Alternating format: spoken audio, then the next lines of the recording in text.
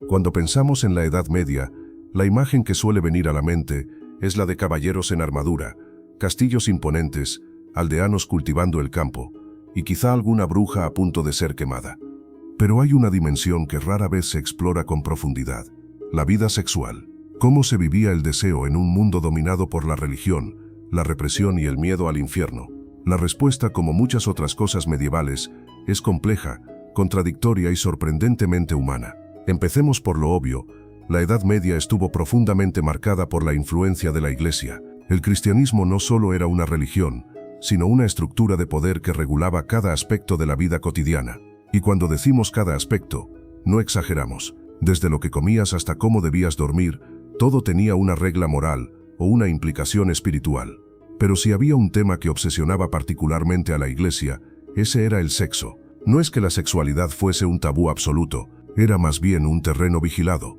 No se prohibía del todo, pero se toleraba bajo condiciones muy estrictas. El sexo era aceptable si era dentro del matrimonio, si tenía como único fin la reproducción, si no involucraba placer excesivo y si se hacía en la posición correcta. Cualquier desviación era pecado, y no un pecado menor. La lujuria era considerada una de las pasiones más peligrosas, capaz de desviar al alma del camino de la salvación. Los cuerpos eran vistos como fuentes de tentación, y el deseo como una fuerza casi demoníaca. San Agustín, uno de los padres de la Iglesia, dejó bien claro su punto de vista: el sexo era una herencia del pecado original. Adán y Eva no solo nos legaron el dolor del parto y la necesidad de trabajar, también nos dejaron el deseo sexual como castigo. Para Agustín, el placer carnal era una especie de mal necesario, una concesión a la debilidad humana, y debía ser contenido con firmeza. Según su visión, incluso dentro del matrimonio, el sexo debía hacerse con moderación, sin pasión, y siempre con el fin de procrear. Tomás de Aquino, siglos después, aportaría una versión más ordenada del pensamiento agustiniano. En su Summa Theologiae, clasificó los actos sexuales según su grado de pecado. Encabezaban la lista los actos contra natura: masturbación, sexo anal, homosexualidad, coitus interruptus. Luego venían los actos desordenados dentro del matrimonio: sexo por placer, fuera del calendario fértil o composiciones inadecuadas. Solo al final se consideraba aceptable, no virtuoso pero tolerable, el sexo conyugal hecho en la forma correcta, es decir, hombre encima, sin excesiva pasión, con intención de engendrar, y ojalá sin disfrutar demasiado. Para reforzar este control moral, la Iglesia produjo una literatura específica: los libros penitenciales. Estos manuales, redactados por clérigos, detallaban los pecados sexuales y sus correspondientes penitencias. El tono era clínico, obsesivo. Se especificaban todo tipo de prácticas con minuciosidad casi pornográfica, para luego imponer penitencias que iban desde oraciones hasta ayunos prolongados. Tuviste sexo fuera del matrimonio: 3 años de penitencia. Lo hiciste en Cuaresma: 7 años. Con tu esposa pero con demasiada pasión: también pecado. Lo hiciste de pie, con ropa puesta o de espaldas: pecado. Cada gesto, cada variación, cada intento de placer era fiscalizado. El cuerpo, especialmente el cuerpo femenino, se convirtió en un campo de batalla moral. La virginidad era uno de los valores más exaltados. No solo se esperaba que las mujeres llegaran vírgenes al matrimonio, sino que esa virginidad debía ser demostrable. En algunas culturas medievales, las sábanas manchadas de sangre la noche de bodas se mostraban públicamente como prueba. Si no había sangre, surgían las sospechas. Se recurría entonces a curanderas, remedios caseros, o incluso intervenciones quirúrgicas para restaurar el himen. La virginidad no era solo un símbolo de pureza, era una garantía económica y social. El honor de una familia podía depender de ella. Para proteger esa pureza, se desarrollaron mecanismos de control extremos. El más famoso, aunque más mitológico que real, es el cinturón de castidad. La imagen es conocida: una estructura metálica que cubre los genitales femeninos, cerrada con llave y diseñada para impedir cualquier acceso no autorizado. Aunque existen algunas referencias en textos medievales, la mayoría de los cinturones de castidad que conocemos son del Renacimiento o incluso posteriores. Su uso real fue probablemente limitado y más simbólico que práctico. Sin embargo, la idea misma de su existencia nos dice mucho sobre la obsesión medieval por controlar el cuerpo femenino. Las mujeres vivían bajo una doble carga: debían ser virtuosas, obedientes, silenciosas y además responsables de la moral sexual de toda la comunidad. Si un hombre caía en tentación, la culpa era de la mujer por provocarlo. Si una joven era violada, se analizaba su comportamiento previo para determinar si se lo había buscado. El patriarcado medieval no solo era político y económico, estaba justificado teológicamente. La mujer era vista como un ser débil proclive al pecado y al mismo tiempo como una fuente de tentación para el hombre virtuoso. Pero la represión oficial no impedía la existencia de otras narrativas. En los márgenes de la cultura dominante, florecieron formas de expresión más lúdicas, más humanas, más realistas. Una de ellas fue el amor cortés. Este fenómeno literario surgió en los siglos XI y XII, especialmente en el sur de Francia, y planteaba una visión del amor muy distinta a la eclesiástica. En las canciones de los trovadores, el amor era pasión, deseo, juego. Se idealizaba a la dama, pero también se celebraba el placer de amar, incluso fuera del matrimonio. El amor cortés no era necesariamente sexual, pero sí era intensamente emocional, y servía como un canal alternativo para expresar lo que la doctrina oficial reprimía. También en la literatura popular encontramos ejemplos de sexualidad más libre y desvergonzada. Los fabliaux, relatos cortos y satíricos escritos en francés medieval, estaban llenos de engaños, adulterios, fraudes sexuales y finales donde el astuto gana y el hipócrita es ridiculizado. Estas historias, contadas en ferias, posadas o reuniones festivas, eran el equivalente medieval del humor picante. Mostraban un mundo donde los curas caían en la tentación, las esposas engañaban a sus maridos y los jóvenes usaban la astucia para satisfacer sus deseos. Eran una forma de catarsis colectiva, un recordatorio de que por más que la Iglesia lo intentara, el deseo seguía latiendo en la vida cotidiana. Pero incluso dentro del mundo eclesiástico la sexualidad no desaparecía. Muchos clérigos tenían amantes, hijos ilegítimos o prácticas sexuales secretas. La regla del celibato, aunque vigente desde el siglo XI, fue incumplida de forma sistemática. En algunas regiones los sacerdotes vivían abiertamente con mujeres, a veces con aprobación tácita de la comunidad. La hipocresía no era la excepción, sino la norma. Lo que se condenaba en el púlpito se practicaba, con mayor o menor discreción, en las habitaciones cerradas. Otro fenómeno curioso era el juicio de impotencia. En los matrimonios aristocráticos donde la descendencia era clave, la incapacidad del marido para consumar la unión podía llevar a la anulación del matrimonio. Para determinar si un hombre era verdaderamente impotente, se convocaban juicios en los que médicos, testigos e incluso la esposa participaban. En algunos casos se pedía al hombre que demostrara su virilidad frente a testigos o que intentara el coito en presencia de examinadores. Estos tribunales del sexo muestran hasta qué punto la sexualidad estaba medicalizada, juridificada, controlada por el poder. Todo este aparato de vigilancia, castigo y represión no eliminó el deseo, solo lo desvió, lo escondió, lo transformó en otra cosa. En los bordes del discurso oficial la sexualidad seguía viva. En las canciones, en los chistes, en los dibujos marginales de los manuscritos, donde monjes copulan con caracoles gigantes o mujeres lanzan dardos con sus vaginas. Sí, los manuscritos medievales tienen eso. Porque incluso entre oraciones, copias de salmos y tratados teológicos, el sexo se colaba. A veces como sátira, a veces como desafío, a veces como simple reflejo de la vida. La Edad Media no fue un periodo homogéneo. Cambió mucho entre el siglo V y el V. Lo que era escandaloso en una época podía ser aceptado en otra. Y lo que la Iglesia predicaba desde Roma no siempre coincidía con lo que se practicaba en una aldea remota. Pero si hay un hilo conductor, es este. El cuerpo era sospechoso, el placer era peligroso, y el sexo, una frontera en disputa constante entre el cielo y la tierra. En la próxima parte dejaremos los muros de la Iglesia y nos adentraremos en los campos, los rituales, las creencias populares y los secretos del cuerpo, porque aunque los teólogos insistían en condenar el deseo, en muchos rincones del mundo medieval se celebraba, se invocaba y se practicaba con una naturalidad que haría sonrojar a más de un inquisidor. Cuando uno piensa en la Edad Media, lo habitual es imaginar castillos, inquisidores, monjes copiando pergaminos, campesinos arando y santos en vitrales. Pero si bajamos un poco el foco, si dejamos de mirar las catedrales y nos adentramos en los pueblos, los campos, las fiestas rurales y las creencias populares, descubrimos otro mundo, uno donde el sexo no era solo pecado, sino también esperanza, supervivencia y magia. En esta segunda parte vamos a explorar la sexualidad no desde el púlpito, sino desde la tierra, desde las entrañas de un mundo donde el cuerpo no solo pecaba, también curaba, sanaba, daba vida y conectaba con lo divino y lo invisible. Lejos del control eclesiástico, en las aldeas rurales persistían tradiciones que hundían sus raíces en rituales paganos. Durante siglos en Europa existió una tensión entre la moral cristiana impuesta desde arriba y los ritos ancestrales que sobrevivían en las prácticas populares. Muchos de esos ritos giraban en torno a la fertilidad, de la tierra, de los animales, de las personas, y en todos ellos el sexo no solo estaba presente, era protagonista. Un buen ejemplo lo encontramos en las celebraciones agrícolas. Las fiestas de primavera, como Beltane en las Islas Británicas o el 1 de mayo en otras partes de Europa, eran momentos de renovación. Se encendían grandes hogueras, se cantaba, se bailaba alrededor del mayo, una especie de poste fálico decorado, y en muchos casos las parejas se adentraban en los bosques a celebrar la fertilidad. No era simple desenfreno, era un acto simbólico. Mientras la naturaleza florecía, los cuerpos también se encontraban.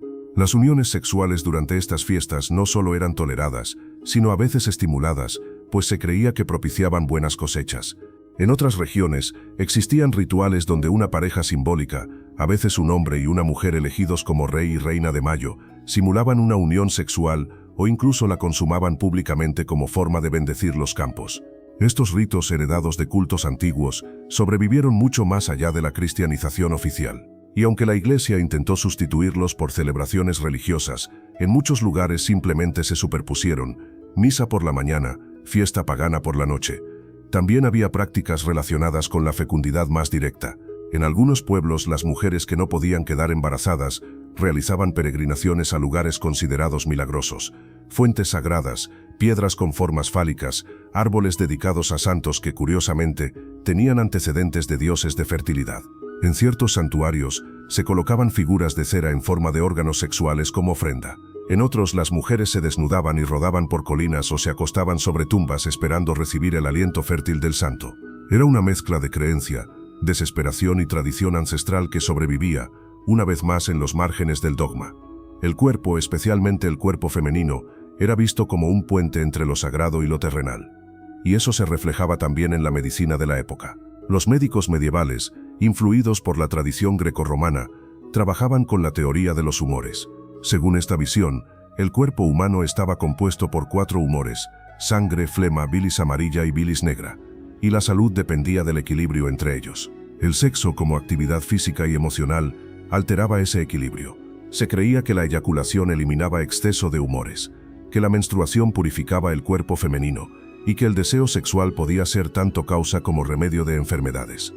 En el caso de las mujeres, se diagnosticaban males como la sofocación de la matriz, un desequilibrio que, según los médicos, se debía a la falta de actividad sexual. El útero, frustrado por no recibir semen, se desplazaba por el cuerpo causando desmayos, melancolía o histeria. La cura, el matrimonio, o en algunos casos tratamientos con masajes, fricciones o vapores aplicados en la zona genital. Por supuesto, siempre bajo supervisión médica, o eso decían. También se usaban afrodisíacos. No había pócimas mágicas al estilo de las películas, pero sí una extensa tradición de alimentos, plantas y preparados que se creía estimulaban el deseo, entre ellos la canela, el jengibre, la miel, las ostras, el vino caliente con especias, ciertas raíces y hongos. Algunos tratados médicos recomendaban consumir testículos de animales o sangre menstrual como potenciadores del apetito sexual o la fertilidad. Sí, leíste bien. Lo escatológico y lo mágico se mezclaban sin pudor. Y si hablamos de magia, el sexo no podía quedar fuera. La llamada magia sexual era un conjunto de prácticas ocultas que mezclaban erotismo, superstición y creencias ancestrales.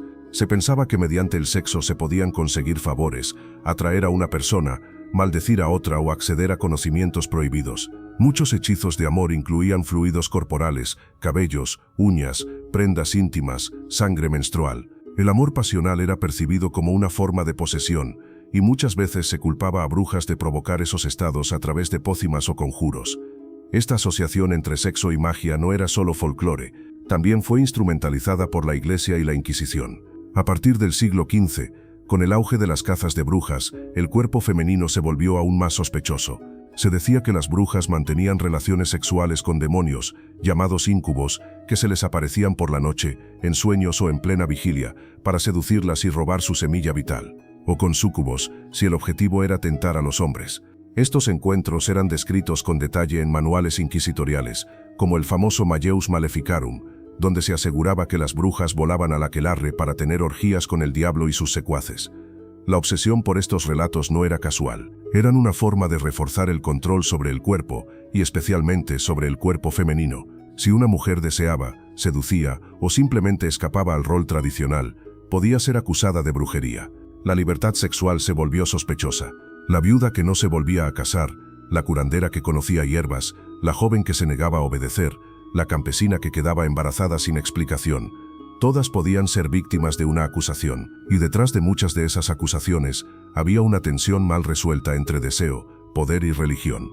La sexualidad en el mundo rural medieval, lejos de la doctrina oficial, era compleja, ambigua, viva. No era una sexualidad libre en el sentido moderno, pero tampoco estaba completamente sometida. Era una práctica profundamente simbólica.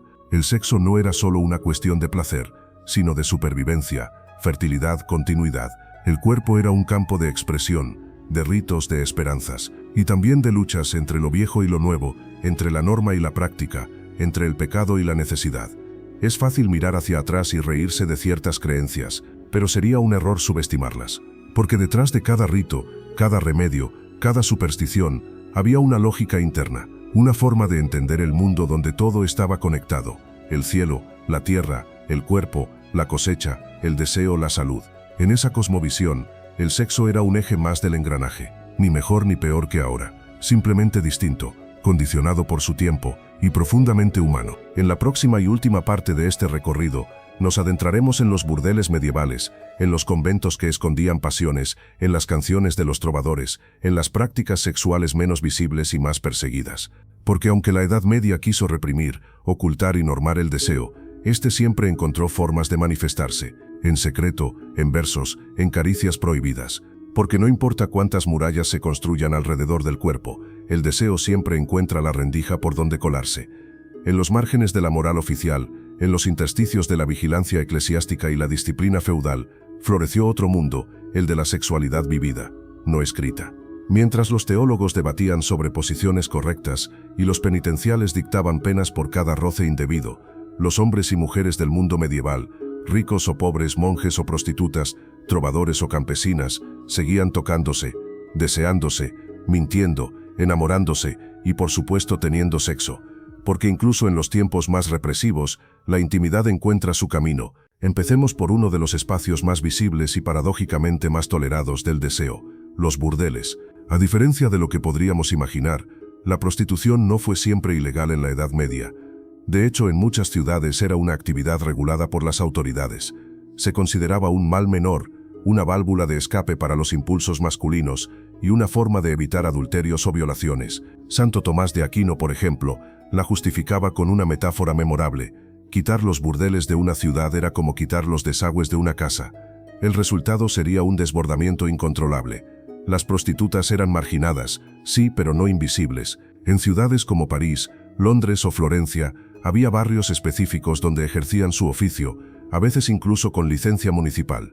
Pagaban impuestos, se sometían a inspecciones sanitarias rudimentarias, claro, y debían llevar vestimenta distintiva para diferenciarse de las mujeres honestas.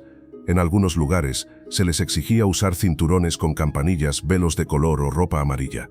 El estigma era claro, pero su presencia era tolerada, e incluso fomentada por las élites masculinas. Los burdeles no eran únicamente espacios de placer carnal, eran también lugares de sociabilidad, música, bebida y charla. Algunos tenían camareras que entretenían a los clientes, músicos que tocaban laúd, y habitaciones decoradas con tapices y colchones mullidos, aunque esto último era raro. Las mujeres que trabajaban allí lo hacían por necesidad, muchas veces después de haber sido abandonadas, viudas o expulsadas por alguna transgresión social. Otras eran vendidas por sus familias. La prostitución era, para muchas, la última opción en una sociedad sin red de apoyo. Pero aunque la prostitución masculina existía, era mucho menos visible. Sin embargo, la homosexualidad masculina sí fue objeto de una persecución intensa, sobre todo a partir del siglo XIII. En las primeras etapas del medievo, la actitud hacia las relaciones entre personas del mismo sexo era ambigua, más moralista que legal, pero con el fortalecimiento de los estados y la Iglesia, la homosexualidad pasó a ser vista no solo como pecado, sino como crimen. Las penas podían ir desde la penitencia pública hasta la ejecución. En muchas ciudades italianas se establecieron registros para identificar a los sodomitas, y no pocos fueron condenados por prácticas sexuales que, más que escandalosas, simplemente escapaban al control. Esto no quiere decir que no existieran relaciones afectivas entre personas del mismo sexo. Lo que existía era el silencio, el disimulo, la ironía. Los textos de la época hablan de amistades particulares, de hermandades espirituales, de compañeros de lecho. Algunos poetas trovadores, especialmente en el sur de Francia, escribieron versos ambiguos, cargados de ternura homoerótica. En el mundo árabe, cuya influencia se dejó sentir en la península ibérica, la poesía homoerótica era más abierta, refinada y lírica, pero la mayoría de estas expresiones quedaron relegadas a márgenes, a metáforas, a lo que se decía sin decir. La vida sexual en conventos y monasterios también fue más compleja de lo que los libros de moral reconocen. A pesar del voto de castidad, abundan los testimonios, algunos escandalosos, otros más discretos, sobre relaciones entre religiosos, amoríos entre monjas y sacerdotes, e incluso casos de embarazos ocultos. En algunos conventos femeninos se hallaron textos íntimos, cartas de amor, poemas. No estamos hablando de libertinaje generalizado, sino de seres humanos que vivían, sentían y a veces simplemente no podían o no querían reprimir sus deseos. Algunos conventos eran, curiosamente, lugares donde las mujeres accedían a niveles de educación y libertad que el mundo exterior les negaba. Leían, escribían, componían música e incluso reflexionaban sobre el amor divino y humano desde una óptica muy particular. La mística medieval, con figuras como Hildegarda de Bingen o Teresa de Ávila en épocas más tardías, usó un lenguaje intensamente corporal para describir su relación con Dios. Las visiones de unión mística a menudo incluían metáforas de éxtasis, desmayo, fuego interno, abrazos, un lenguaje que hoy podría leerse como espiritual o profundamente erótico. En el plano cultural, la literatura del amor cortés, que ya mencionamos antes, siguió teniendo un papel importante. Los trovadores, juglares y poetas cantaban a damas inalcanzables, describían sus encantos, sus rechazos, sus promesas. Este amor, idealizado y muchas veces platónico, fue una forma de sublimar el deseo en un marco aceptable. Pero en paralelo, la literatura popular seguía siendo mucho más directa. Canciones obscenas, poemas burlescos, dibujos en manuscritos que mostraban escenas sexuales con animales, objetos, demonios y santos. Una doble moral en toda regla. En este contexto no podemos olvidar el papel de la superstición. Muchas prácticas sexuales estaban atravesadas por creencias mágicas, religiosas o simplemente desesperadas. Se creía que mantener relaciones con un cadáver podía curar enfermedades, que el semen tenía propiedades curativas, que los sueños húmedos eran causados por demonios nocturnos, que si una mujer gritaba durante el orgasmo, podía atraer la mala suerte, que dormir con un cuchillo bajo la almohada protegía contra el íncubo, que la menstruación era venenosa. La ignorancia científica y el miedo se mezclaban con la necesidad de explicar lo inexplicable. También proliferaron recetas caseras para el aborto, con hierbas como la ruda, el tanaceto o el perejil, que circulaban entre mujeres y curanderas. Eran peligrosas, ilegales pero conocidas. La necesidad no entiende de leyes ni de dogmas, y las mujeres privadas de control sobre su cuerpo en casi todos los ámbitos, buscaban formas de recuperar un mínimo de autonomía. Al final, la sexualidad medieval no fue un monolito de represión ni una orgía de libertinaje, fue un entramado de normas, deseos, prohibiciones, placeres, miedos y estrategias. Un campo de batalla constante entre el deber y el deseo, entre la doctrina y la práctica, entre el castigo y la necesidad de vivir. Fue contradictoria, sí, pero también profundamente humana. Mirar la sexualidad medieval con los ojos de hoy puede ser fascinante, pero también engañoso. No podemos medir sus actos con nuestras reglas, ni juzgar sus creencias con nuestra ciencia. Lo que sí podemos y debemos hacer es entender que pese a las diferencias había algo que nos une: el cuerpo. Ese lugar donde convergen la vida, el amor, el dolor, el goce, el miedo, la esperanza. Ese espacio donde entonces como ahora, las reglas se doblan, los límites se prueban y el deseo simplemente ocurre. Así cerramos este viaje por los rincones más íntimos del mundo medieval. Si algo queda claro es que aunque cambien los tiempos, el deseo humano es tan antiguo como la humanidad misma. Porque entre penitencias y cantos, entre rezos y caricias, entre castigos y placeres, los cuerpos medievales también amaron, también pecaron, también vivieron. Gracias por haber llegado hasta el final de este viaje por la intimidad oculta, y a veces no tan oculta, de la Edad Media. Porque detrás de las murallas, los hábitos y los rezos, también latían cuerpos, deseos, miedos y pasiones tan humanas como las nuestras. Si este contenido te ha sorprendido, te ha hecho pensar o simplemente te ha entretenido, te invitamos a apoyar el canal con un me gusta. Nos ayuda a seguir produciendo historias que exploran lo que pocas veces se cuenta. Suscríbete para descubrir más sobre el lado menos conocido del pasado, desde lo cotidiano hasta lo controvertido, desde la historia oficial hasta los márgenes. Y si conoces a alguien a quien le fascine la Edad Media, los secretos históricos o simplemente una buena historia bien contada, comparte este video. A veces una sola historia basta para despertar la curiosidad de toda una vida. Nos vemos en el próximo episodio. Hasta entonces sigue preguntándote qué más no te contaron de la historia.